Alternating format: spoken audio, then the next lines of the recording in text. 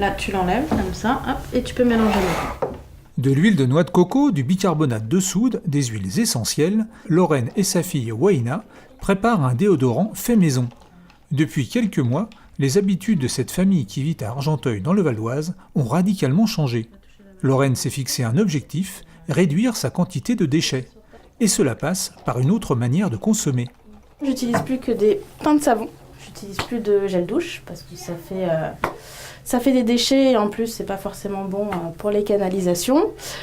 Pour nettoyer également, c'est des éponges lavables comme les Tawashi, utilisées à partir de bouts de chaussettes ou de bouts de vêtements.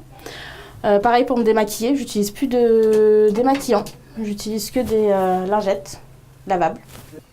Dans la cuisine, Laurine a aussi ses petites astuces pour réduire sa quantité d'emballage. Et cela passe par le fait maison. Je fais les goûters moi-même et je fais les yaourts aussi moi-même. Plus de yaourt, donc pas de pot de yaourt. Et pareil pour les gâteaux pour les enfants, il y a quand même beaucoup d'emballage. Souvent il y a un gros emballage, plus encore un emballage individuel. Donc j'utilise des boîtes à goûter. La démarche de Laurine s'inscrit dans le cadre d'un défi lancé pour 6 mois par une association locale. Une trentaine de familles a joué le jeu. Pas de compétition entre elles, mais des échanges et des partages d'astuces et d'expériences.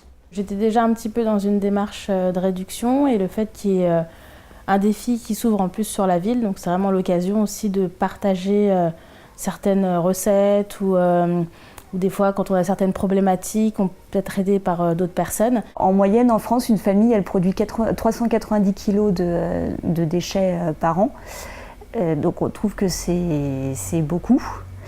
Et alors que c'est facile, en fait il y a des actions très simples pour pouvoir réduire ces déchets.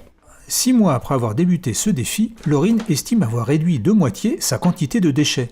Elle espère bien garder ses nouvelles habitudes et prévoit même d'installer un composteur.